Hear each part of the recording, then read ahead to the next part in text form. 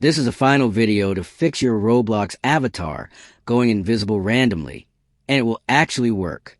Are you tired of seeing your character disappear in the middle of the game?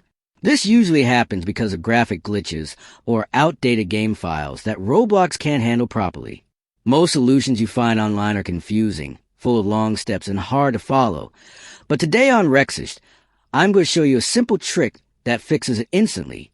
All you need to do is clear your Roblox cache and reset your avatar settings once, and the problem disappears for good.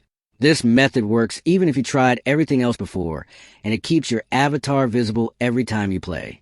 If you want, comment below, and I'll make a full step-by-step guide showing exactly what to do so you never see an invisible avatar again.